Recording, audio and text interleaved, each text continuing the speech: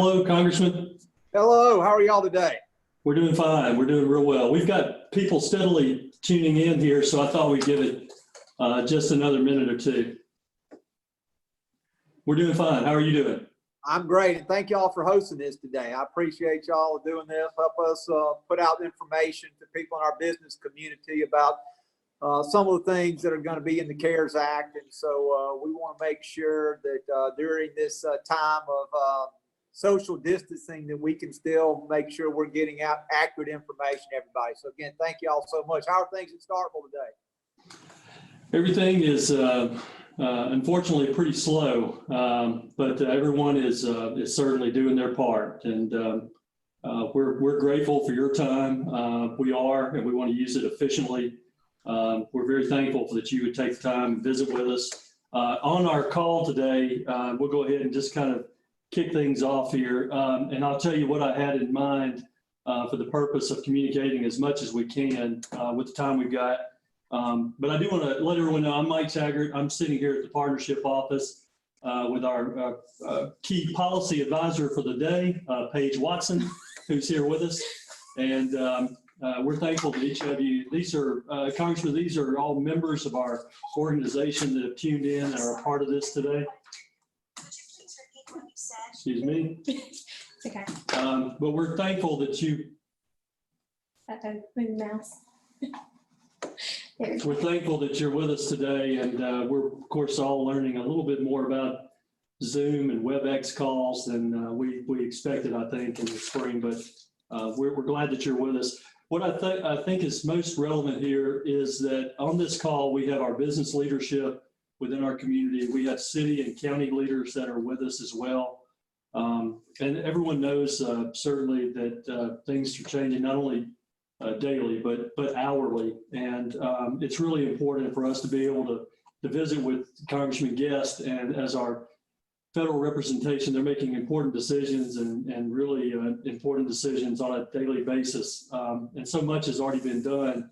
I do want to recap that Congress has been working on this issue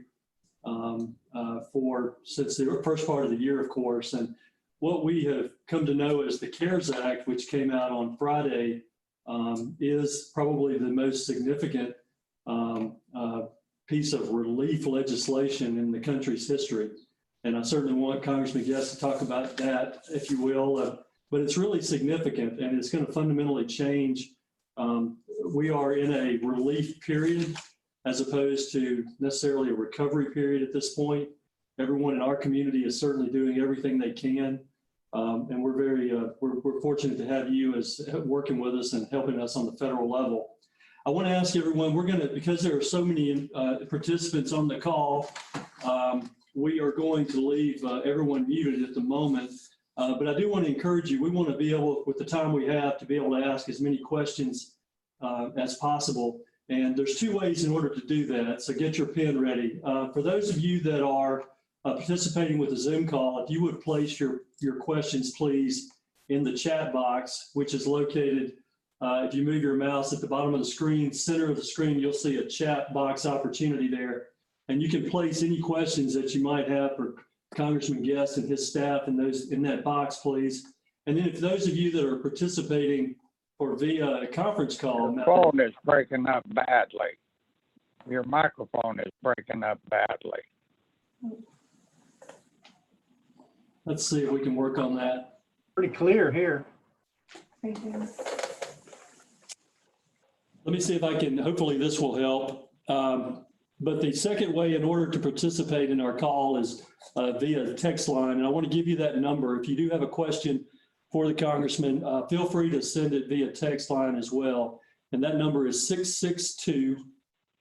662-769-6454. 662-769-6454. And we'll try to get to as many questions as Congressman Guest and his time will allow today.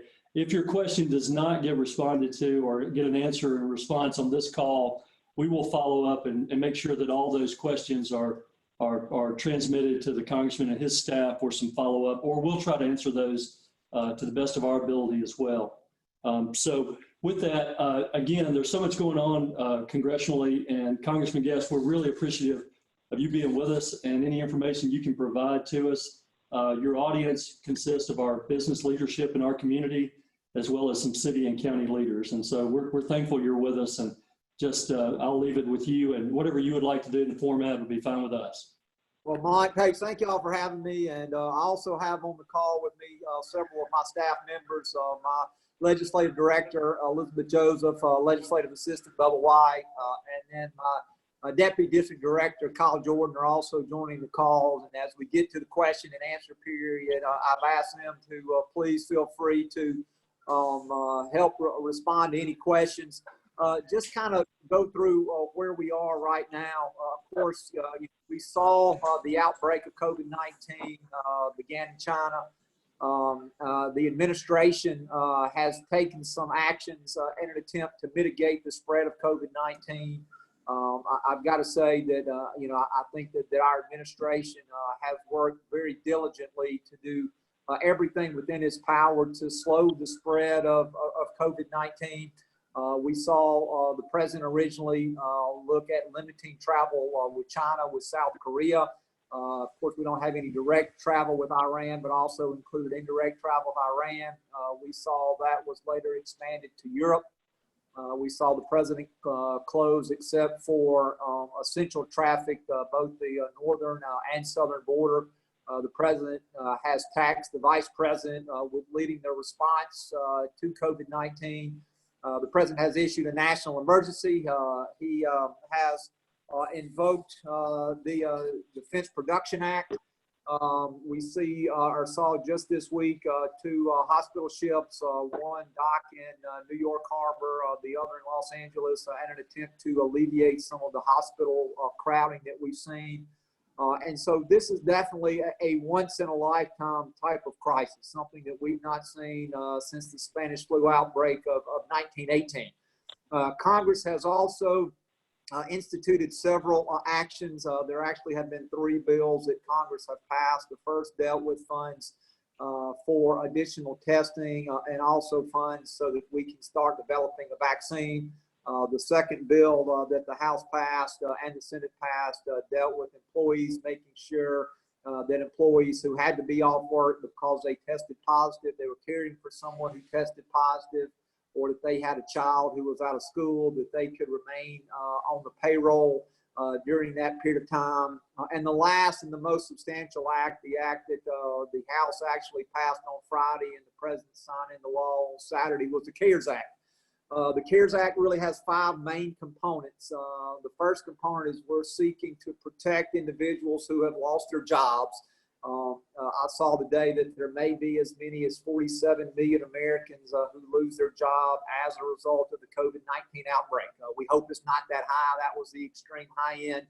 But we are going to see several members of our community, our state, people around our country who are going to lose their jobs because businesses are having to close their doors because of either they're forced to do so by government order in some cases, or just by people continuing to keep that social distancing that we've been talking about so much. So we have expanded and increased the unemployment for individuals who have been laid off.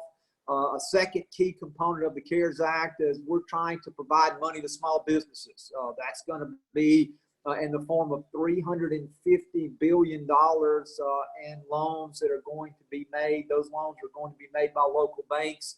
Those loans are going to be guaranteed by the Small Business Administration.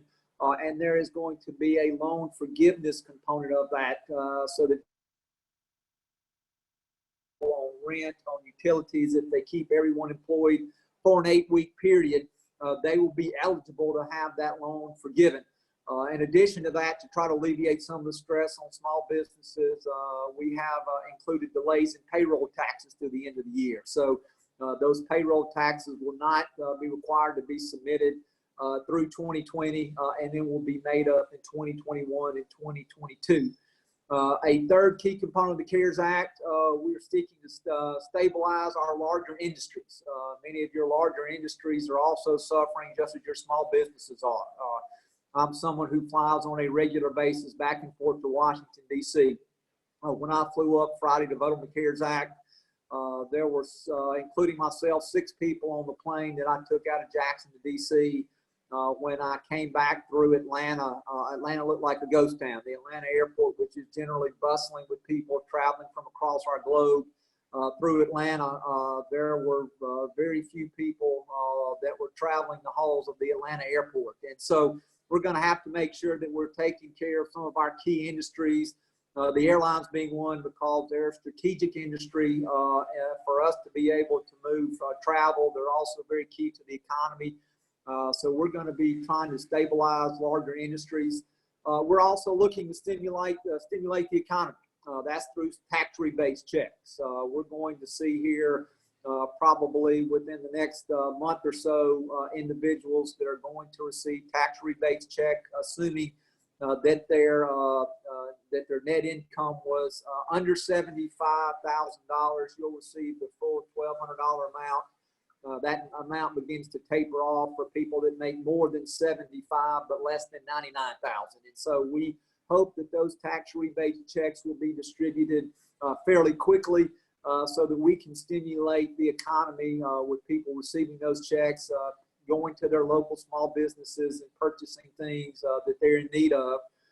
And the last component of the CARES Act, if you will, is kind of a smorgasbord of things. There is help in the CARES Act for our local hospitals. There's $100 billion for our local hospitals as they are having to ramp up, as they're having to put off things such as elective surgeries to deal with those individuals who have COVID-19. So they're going to receive an additional $100 billion. There's money in there for our first responders for the purchase of what we call PPEs, the personal protection equipment, the gloves, the masks, the respirators, the things that our hospital workers need, that our firemen, our paramedics, our law enforcement need as they're going on medical calls. There's an additional $16 billion for that. And then there is money for local and state governments to help offset the costs that they are going to have to put out to deal with COVID-19.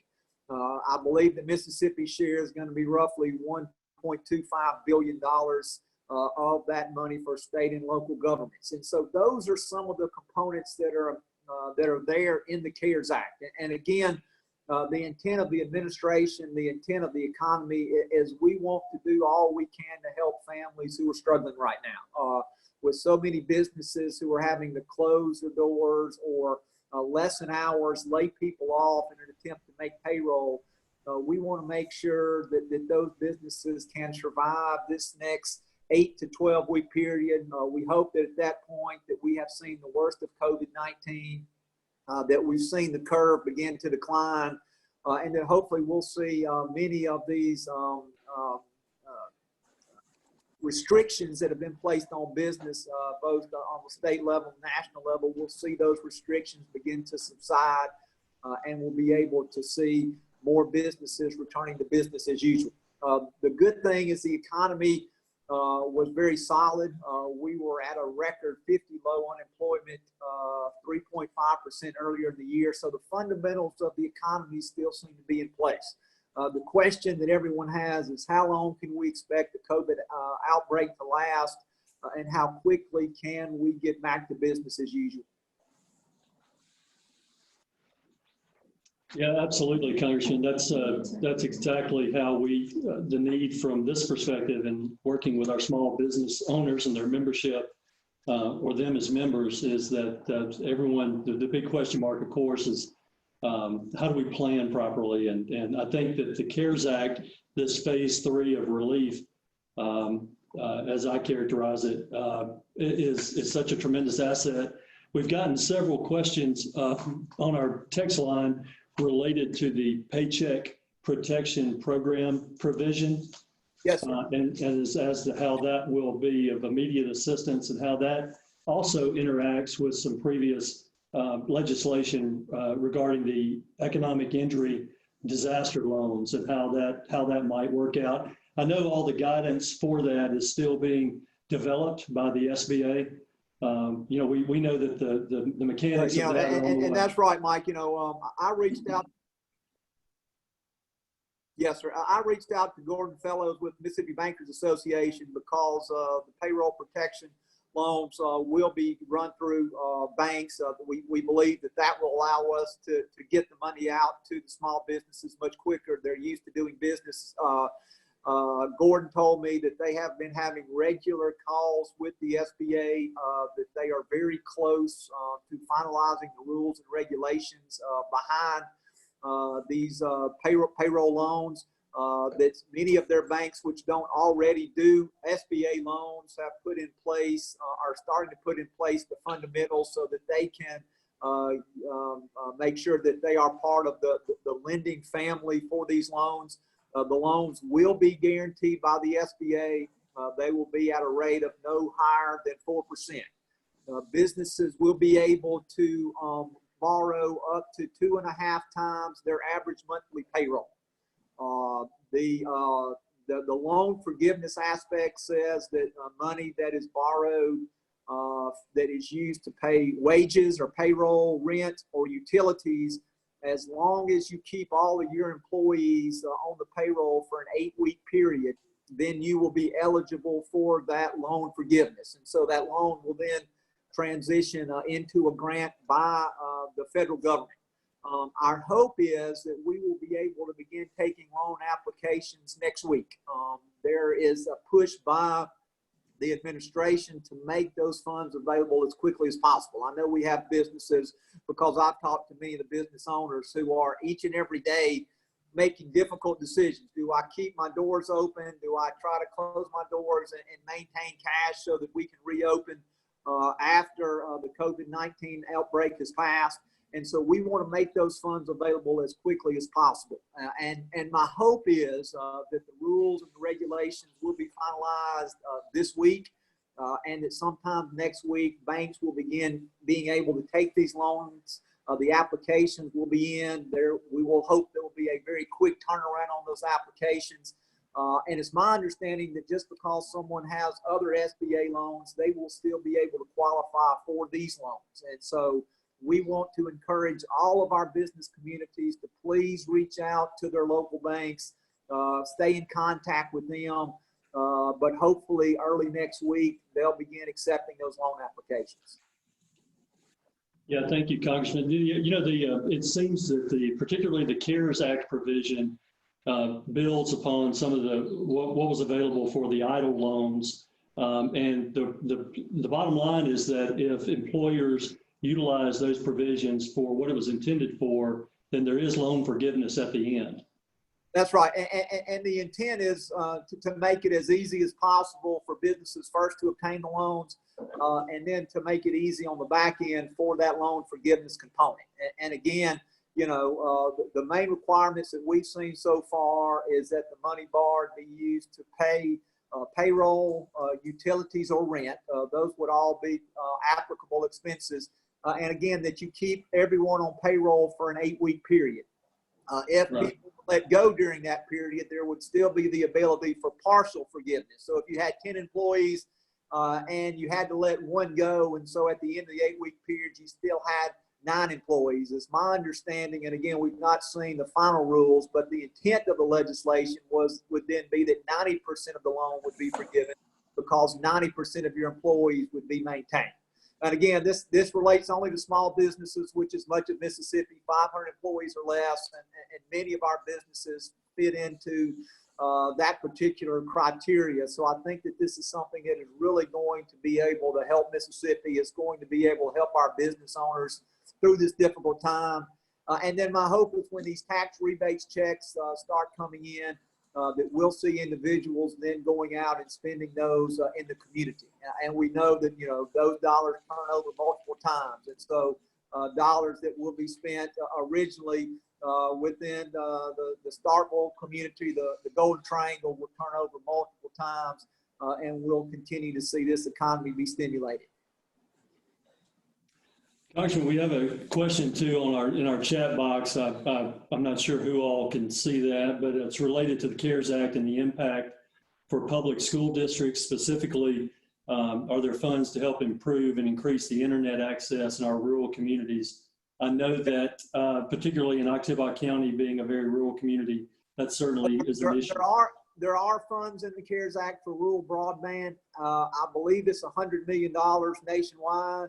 If I'm not mistaken, Mike, I'd have to look back through my notes. But there is funding for that in this bill. Of course, there is talk of possibly a fourth stimulus bill. That is still at the very initial phases. But one of the things that I've seen talked about, if there is going to be a fourth bill or a second stimulus package, would be additional funds for rural broadband. And of course, we understand how important that is, particularly when people are teleworking like we all are now. High-speed internet used to be a luxury. It used to be something that you didn't have to have. But now it's becoming more and more necessity. As our children are unable to go to school, they're having to learn online.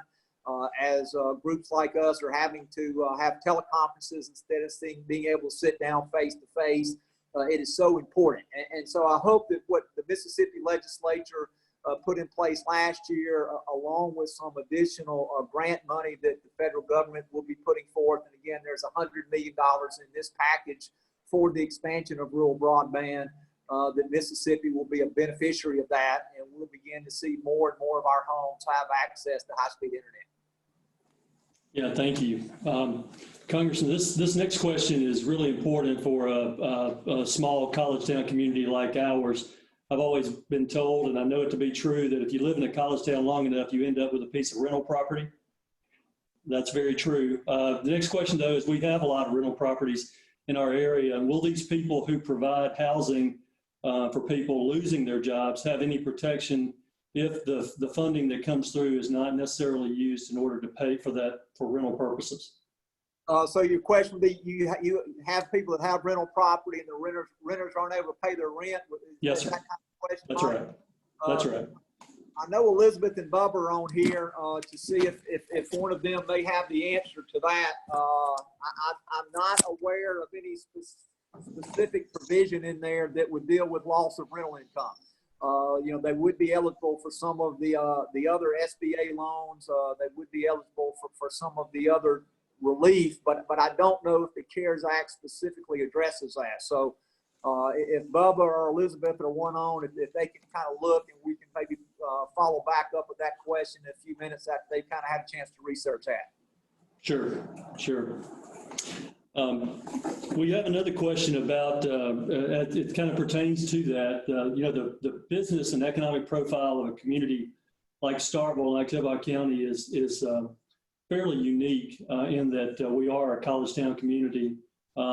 As you look forward to, a lot of the provisions today, I believe, are trying to relieve the pressure that exists today. And then as you and Congress and the leadership looks forward to things that may fall more so into a recovery category, the future recovery of the economy. Do you foresee that there might be some understanding of communities that are so dependent upon tourism, for example? So communities whose economy are so, we have a population in our community of about 25,000 people who live here, but we have roughly 22 to 23,000 students. And of course, with our university being closed as it is, and rightfully so, that's just a fairly unique kind of characteristic for a community like ours. Do you foresee that as having some consideration going forward, possibly?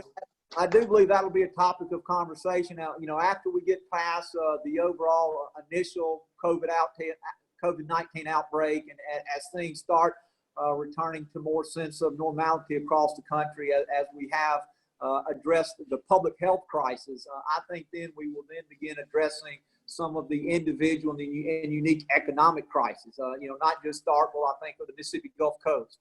We've got they're going to take a dramatic hit because of the casinos are closed. People are not allowed to go to the beaches. And so places like the Mississippi Gulf Coast, other industries that are areas that you talk about that really depend on tourists to come in, I believe that we're going to start seeing then that conversation take place in Congress about what can we do to address particular needs, maybe not of the country as a whole, but within certain regions of the country. And I believe tourism would be something that would affect at least to some portion or another, all 50 states. You know, it would be particularly applicable to places such as Florida and California and Hawaii, places that see a great deal of tourism. But it also affects college towns, Starkville being one. You know, right now, with school being out, with there not being any sporting events, no reason for people to come to Starkville. I know businesses are suffering. Your hotels, your restaurants, places such as the Lodge that depend on fans to come in and purchase merchandise. You know, many of the businesses in Starkville, and to some extent even within the greater Golden Triangle area, are dependent upon that tourism. And you're going to be suffering an economic impact that other parts of the country may not feel. So I do think that that is going to be part of the discussion going forward, and to see what we can do to provide economic relief to certain areas that would include some of the damages that you're suffering. Yeah, I know that would be particularly important to a community like Starkville and so many others. And speaking of restaurants too, this next question is pertains to many different businesses, but specifically restaurants, where the timing of this public health crisis was tricky in many ways, of course. But you know, so much of our student population had left for spring break, and this next question, we have so many businesses that employ students from Mississippi State University. Many of those students were not able to return because of the crisis to our community. This may be a more specific policy question, but I know businesses who would like to reopen they're finding a lack of employment, or in some cases, they're not able to rehire those student employees as they were before. Do we think, or maybe we could follow up and find if those companies are still going to be able to take advantage of the Paycheck Protection Program? And there is some language in there. Again, it really is not addressed toward college towns, but there would be some language in there, as I understand it, would allow some of the employers that you're talking about who have really lost employees, they're unable to rehire, retain those, that they would still be eligible for the payroll protection loans. And so I think that is built in and is continuing to be built in the rules. But we will make sure, because that is something that is kind of unique to university towns, we will reach out to the SBA today and make sure that they have incorporated that into things that they're doing. Yeah, Congressman, this is Elizabeth Joseph. Thank y'all so much for having us, and I'll chime in and say that we'll definitely reach out to the SBA on that question. That's a good question and a unique situation. On the rental assistance question from earlier, Bubba White and I have been coordinating behind the scenes on that. Our understanding is that these rebate checks and then the expanded unemployment are a couple of the ways that the federal government is providing rental assistance to individuals. From our understanding, there is nothing that would help those owners of the properties with covering lost rent. The CARES Act also institutes a temporary moratorium on evictions for federally subsidized apartments and foreclosures for homeowners with federally backed mortgages. So there's some protections for those living in those facilities during the coronavirus outbreak and in the aftermath of what we're experiencing with the economy right now. But in terms of assistance to those who own the properties, we're not aware of anything.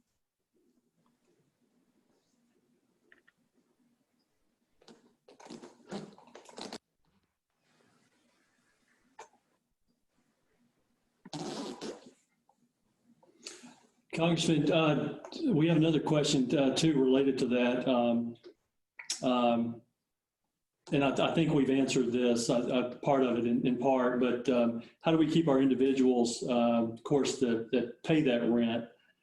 So the protection is really on the, it's really on those that rent rather than the property owners. And that's just something that going forward, of course, that's a tricky situation, but any guidance on that, or any consideration for the future as we look at our economic injury losses? That may be something that could possibly if they're not able to pay their rent, it seems like that would fit into the EIDL loan program more so than the CARES Act. Is that accurate? Yeah, I would agree with that. And also with what Elizabeth is saying, I mean, part of the CARES Act was in protecting individuals who lost their job. There was going to be an expansion of the unemployment and then also an increase. And the increase was fairly substantial. It's an extra $600 a week. And so I think what was envisioned in the CARES Act is that individuals who had to lose their job or were unable to go to work could use that extra money that they were getting on unemployment to pay for the rent. And so, that's one thing that renters need to be aware of, is that when they go to individuals and they say, hey, I can't pay my rent because I've lost my job and now I'm having to draw unemployment. Well, they're going to be drawing an extra $2,400 a month in unemployment for the next 4 months. And so hopefully that money would be used to help cover costs associated with rent. And so those people will not be destitute in the fact that they will only be dependent upon the $300 or so that they would generally get from Mississippi for unemployment. There will be an extra $600 a week. So the hope and the thought process is that those people who were forced from their jobs, were laid off, that the unemployment and the increase in the unemployment would be enough to carry them through the next 4 months until we're able to reopen the economy. Also, we have a question. I think that we also had a question regarding the paycheck protection. Could you talk just for a second about what all is also included in paycheck protection? Does that include health benefits and adjacent related expenses? Yes, it does. Let me turn to that real quick. I've got some information. If you'll give me 1 second here, if I can lay my hands on it. But it would include payroll expenses, which would include things such as healthcare benefits. Those would also be included in that. It does. And we also mentioned very briefly early on the delays in the payroll taxes. And so, one of the things that businesses are going to be able to do, instead of having to make those payroll tax deposits to the federal government, those taxes are deferred or can be delayed through 2020. Now, there will be a makeup period of those taxes will ultimately, unless Congress issues some further action to forgive those will have to be made up. But it's my understanding that as it relates to the CARES Act, that it will include not only, again, wages, rent, and utilities, but it would include money that would be paid in for health insurance and things of that nature. That money would also be part of that would or could be forgiven at the end of that 8-week period. And Congressman, this is Elizabeth. It also could include vacation, parental, family, medical, or sick leave. It could include allowance for dismissal or separation, payment required for the provisions of the group health benefits, including insurance premiums, payment of any retirement benefits, and then the payment of state and local taxes assessed on the compensation of these employees. And as the Congressman was saying, related to the wage piece, it also could include not only salaries and commissions, but also cash tip, hourly wages. So that's of importance and relevance for the restaurants on the call as well. And Mike, one other thing is, that included in these small businesses would be churches that have 501c3 status, and then all healthcare providers. And so if you have someone who is a doctor, dentist, nurse practitioner, they would be eligible for these small business loans, as well as many of your religious establishments that, again, have that 501c3 status. Yeah, that's a great point too, because so many, so much of the piece of the recovery portion of this, the community development organizations will play a role in that, and your 501c3s, and I believe even the 6s will qualify as well, as I've read it. But that's going to be an important part of this. We did have another question as related to the funds. I think we've the funds that are coming in specific to the state and municipal that are for which the state municipalities or governmental organizations, local groups can participate in. As that funding comes in, do you foresee SBA continuing to be that first point of contact? You know, I think for your payroll protection loans and others, but I think money that is specifically designated for the state and local governments, I do not see SBA playing a role in that. Again, I believe that Mississippi is going to receive $1.25 billion, and that money will then be, I would believe, designated to the state, and the state would then be reaching out to your local municipalities, your counties, to try to make sure that they are properly distributing that money. I know that for some larger cities that there is going to be some direct payments, but I don't believe that outside of very few cities in Mississippi that we have any cities large enough for direct distribution to the cities. So I would expect all of the large majority of that $1.25 billion to go to the state government. And then the state government would then look at reimbursement, and the money's made for reimbursement. And so it's not made to meet any future needs or even to mitigate a future outbreak. The money is designed for reimbursement because you have cities who are spending additional time and resources on the COVID-19 outbreak. And the other thing is, you know, these cities and county, maybe not county, but city governments and state governments, you know, we're going to be losing revenue in the fact of sales tax dollars. I mean, you know, if we speak of Starkville right now, you've got students who are not there. So that is a large percentage of your population who is not in town, and they're not going to be in town for the foreseeable future. There's really no tourists that are coming into town to fill our hotels and eat in our restaurants and purchase items in our shops. And so there is going to be a component for lost revenue. Now, that has not been addressed in the CARES Act. It could conceivably be addressed if there are other stimulus bills that Congress looks at passing. But at this time, those lost tax revenues are not included in this. This 1.25, again, just goes to cover additional costs associated with the COVID-19. If anyone has any additional questions, you know, just please unmute your mic there. And if you've got another few minutes, Congressman, we've got just a couple more questions for you. That'll be fine. And before we get to all the questions, you know, I want to just kind of remind everybody, we're doing our best to put out as much information as possible. You know, oftentimes things we see on social media may be inaccurate. And so we are 3 times a week, Monday, Wednesday, Friday, we're putting out a newsletter designated strictly to COVID-19, trying to make sure that we are including links that would be important to our business owners, dealing with things such as SBA loans and things of that nature. And so I would encourage everybody who's on this call, if they would go to our website and sign up for that email. Again, it's 3 times a week, Monday, Wednesday, and Friday. It's guest.house.gov, and they can go to that email or to that website. They can quickly sign up for the email, and they can get the most up-to-date information, but also accurate information. And then tomorrow, we will also be hosting a Facebook Live teletown hall with Dr. Dobbs from Mississippi Department of Public Health.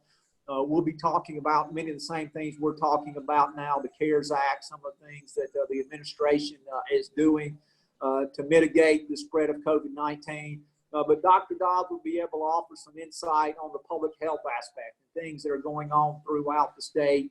And so we hope and believe that would be very informative. So we would encourage individuals, if they have a chance tomorrow at 1 o'clock, to go to our Facebook site, Congressman Guest, and join that Facebook Live teletown hall. If not, it will be up there for them to watch at a later date. And we're currently accepting questions. So if there are questions that people want to ask Dr. Dobbs, they can go ahead now and start submitting those questions. Because we want to make sure, again, that we are available. And that's one of the things we've been doing, Mike. You know, I flew to Washington Friday, but flew up to vote on the CARES Act. But a lot of what we've been doing is these video calls, both with Washington, D.C., and then people in the district. We personally reached out to business owners, elected officials, community leaders, making sure that they have the resources that they need. One of the things that we found in talking to our first responders is that the information that they were getting from the Mississippi Department of Health dealing with individuals who had been positively diagnosed with COVID-19, that our first responders didn't know those addresses. All they knew was that they lived in a particular county. And so that wasn't overly helpful to your police officers, your firefighters, your paramedics, if they had to respond to an emergency call. If they came into contact with COVID-19, did not have all the necessary equipment, of course, they would be quarantined for 14 days. And one of the things that we've helped work through is to make sure that now that information is being released to law enforcement and first responders. And so now law enforcement, they do have access to addresses of individuals who have tested positive. And we believe that that's going to possibly save lives out there. And that's going to help better protect our first responders. So those are some of the things during this period of time where we're not able to interact one-on-one with individuals. Those are some of the things that I and my staff have been doing as we've been reaching out. And we've also been working with FEMA to try to get as much of the personal protection equipment back to Mississippi. We understand that there are huge needs in places such as New York, California, Washington State. We've seen now New Orleans kind of become the new hotbed of COVID-19 outbreaks. And so we understand that those areas also have this equipment, but we're doing what we can to make sure that we have the equipment to protect our medical personnel and our first responders, and that we can limit that exposure any way possible. Congressman, we thank you for all that you guys are doing for the recovery, the relief, and the recovery of this the public health crisis. We really appreciate your willingness to participate. I can attest for everyone. I can tell you that the most succinct and reliable information that we have received since Friday has come from the Congressman's website, and I would encourage people to take advantage of that. The information that's posted there in the newsletter has been extremely helpful in helping us dig through the details of the differences between the EIDL loan and the CARES Act and all the complexities of that. So if you're looking for a good source, please do. That's a great resource, and we very much appreciate it. Again, I thank you for your time. What I will do is we will put together all the questions that we've received during the course of this call, and we'll get those to your staff. And then we'll also, if there are questions for which we can answer, we'll try to provide that information to our members and the participants as well. So. Well, thank y'all so much. And yeah, if you'll just get the questions to us, we'll try to get those answers out and we'll return those back to you. And then you can disseminate those to people throughout the community, because I'm sure that those are going to apply to many of the individuals out there. We're more than willing to look at doing another teletown hall with y'all again in the near future. Again, I do encourage y'all to tune in tomorrow because Dr. Dobbs will be talking about information. You'll have the ability to hear from him what the state is doing to mitigate the COVID-19 outbreak. And so we want to continue to make ourselves available. Thank both of y'all so much for doing this, and we look forward to doing this again with you soon. Okay, thank you very much. Thank you. This concludes our call. Thank you all for participating. It's really good. Apologies. No, Robin.